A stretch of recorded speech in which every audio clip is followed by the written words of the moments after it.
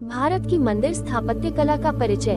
हिंदू मंदिर वास्तुकला में कई प्रकार की शैली है। हालांकि हिंदू मंदिर की मूल प्रकृति एक समान है। हिंदू मंदिर वास्तुकला कला के संश्लेषण, धर्म के आदर्शों, विश्वासों, मूल्यों और हिंदू धर्म के तहत पोषित जीवन के तरीके को दर्शाता है। भारत में हिंदू मंदिरों के स्थापत्य सिद्धांतों का वर्णन शिल्प शास्त्र में किया गया है।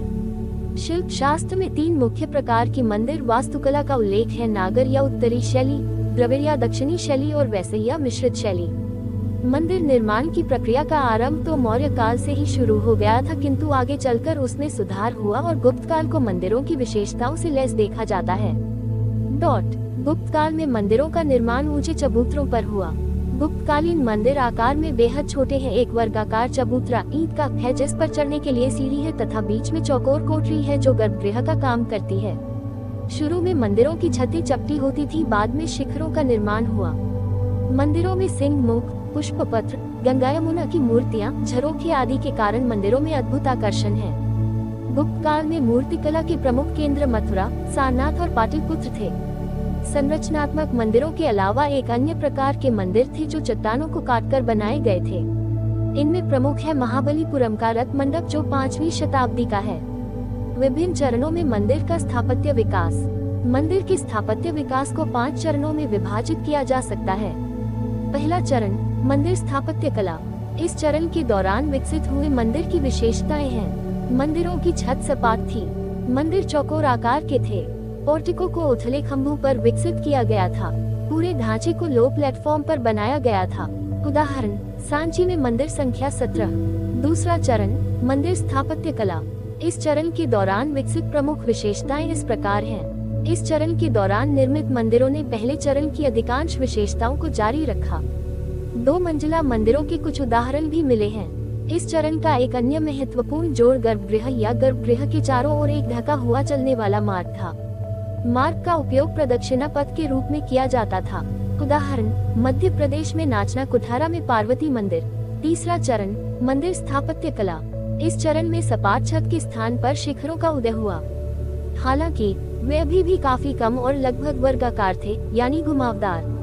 मंदिर निर्माण की पंचायतन शैली की शुरुआत हुई। मंदिर निर्माण की पंचायतन शैली में प्रमुख देवता के मंदिर के साथ साथ 4 सहायक मंदिर थे। मुख्य मंदिर चौकोर था जिसके सामने एक लंबा मंडप था जो इसे एक आयताकार आकार देता था। मंडप के दोनों ओर सहायक मंदिरों को एक दूसरे के विपरीत रखा गया था जिससे जमीन की योजना को क्रूज पर चढ़ाया गया।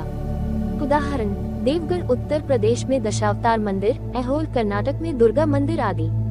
चौथा चरण, मंदिर स्थापत्य कला। इस चरण के मंदिर लगभग समान थे सिवाय इसके कि मुख्य मंदिर अधिक आयताकार हो गया। उदाहरण, महाराष्ट्र में टेर मंदिर। 5वां चरण, मंदिर स्थापत्य कला।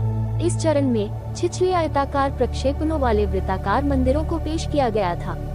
पिछले चरण की बाकी विशेषताएं जारी रहीं। उदाहरण, राजगीर में मनियार मठ। मंदिर के विभिन्न भाग, पवित्र स्थान मंदिर गर्भगृह के रूप में भी जाना जाता है। एक छोटा कमरा है, आमतौर पर कक्ष, जिसमें मंदिर के प्रमुख देवता रहते हैं। मंडप, यह मंदिर का प्रवेश द्वार है। यह एक पोर्टिको या एक हॉल हो सकता है और आमतौर पर इसे बड़ी संख्या में उपासकों के रहने के लिए डिजाइन किया गया है। शिखर, ये शिखर के समान एक पर्वत है। आकार पिरामिड से घुमावदार तक भिन्न होते हैं। वाहना, यह मुख्य देवता का पर्वत या वाहन है और इसे गर्भगृह के ठीक पहले रखा गया था। अमलका, यह एक पत्थर की डिस्क जैसी संरचना है जो उत्तर भारतीय शैली के शिखर के शीर्ष पर स्थित है। कलश, उत्तर भारतीय मंदिरों में शिखर को सजाते हुए चौड़े मुंह वाले बर्तन या सजावटी बर्तन डिजाइन। अंतराला, वेस्टिब्यूल, अंतराला गर्भगृह और मंदिरों के मुख्य हॉल मंडप के बीच एक संक्रमण क्षेत्र है। जगती, ये बैठने और प्रार्थना करने के लिए एक उठा हुआ मंच है और उत्तर भारतीय मंदिरों में आम है।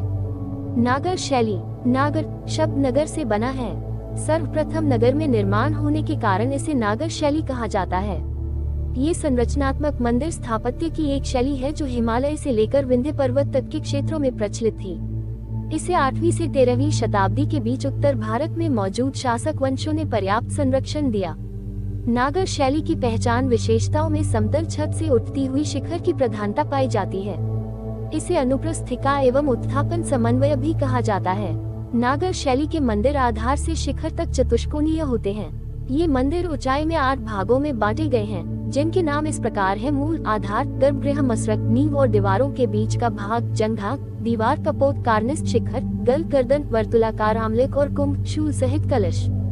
इस शैली में बने मंदिरों को उड़ीसा में कलिंग, गुजरात में लाट और हिमालय क्षेत्र में पर्वतीय कहा गया। मंदिर आमतौर पर मंदिर निर्माण की पंचायतन शैली का अनुसरण करते थे। मुख्य मंदिर के सामने सभा हॉल या मंडप की उपस्थिति होती थी।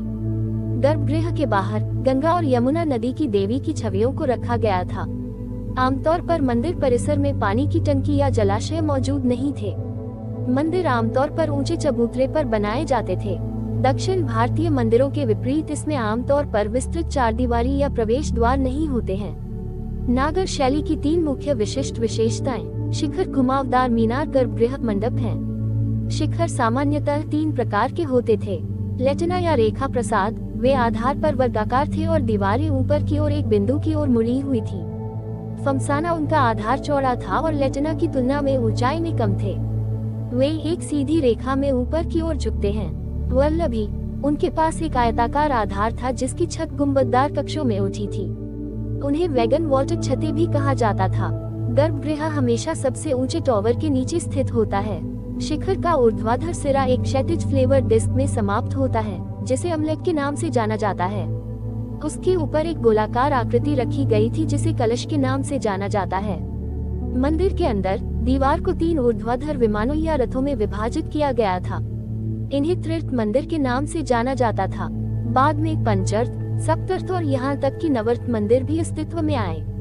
तथात्मक मूर्तियां बनाने के लिए ऊर्ध्वाधर विमानों का उपयोग विभिन्न पैनलों के रूप में किया गया था। गर्भगृह के चारों ओर चलने वाला मार्ग या प्रदक्षिणा पथ ढका हुआ था।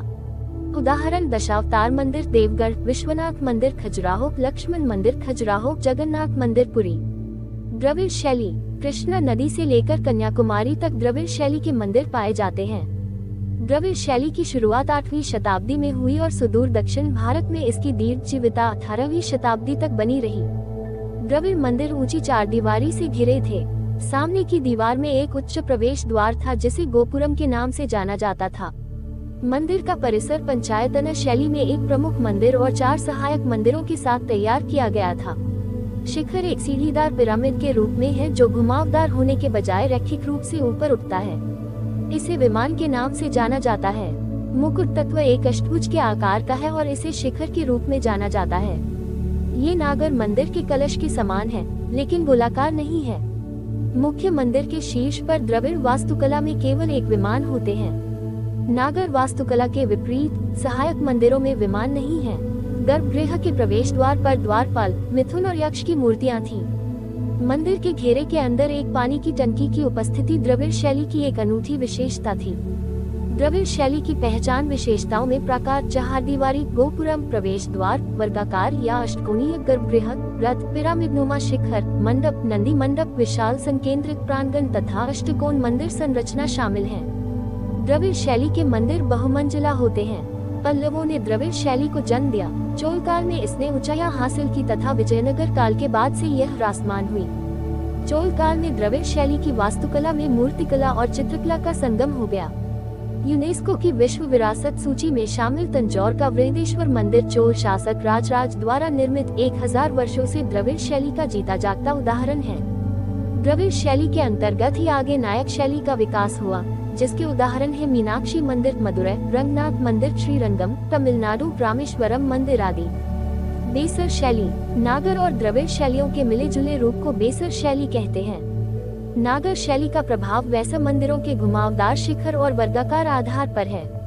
द्रविड़ शैली का प्रभाव जटिल नक्काशी और मूर्तियों, विमान के डिजाइन में देखा जाता है। इस शैली के मंदिर विंध्याचल पर्वत से लेकर कृष्णा नदी तक पाए जाते हैं। इस शैली की शुरुआत बादामी के चालुक्यों ने की थी, इसलिए इसे चालुक्य शैली या मंदिर वास्तुकला की कर्नाटक शैली के रूप में भी जाना जाता है। राष्ट्रकूट और होयसल राजवंशों ने इसे और बेहतर बनाया। वैसर शैली के मंदिर बनाने वाले 3 प्रमुख राजवंश थे, बादामी और कल्याणी के चालुक्य। उदाहरण के लिए एलोरा में कैलाश मंदिर आदि। होयसल राजवंश हलेबीडु, बेलूर आदि के मंदिर। बेसर शैली के मंदिरों का आकार आधार से शिखर तक गोलाकार या अर्ध गोलाकार होता है। उदाहरण बादामी मंदिर, दुर्गा मंदिर, ऐहोल, विरूपाक्ष मंदिर, पट्टिक्कल, केशव मंदिर, सोमनाथपुर।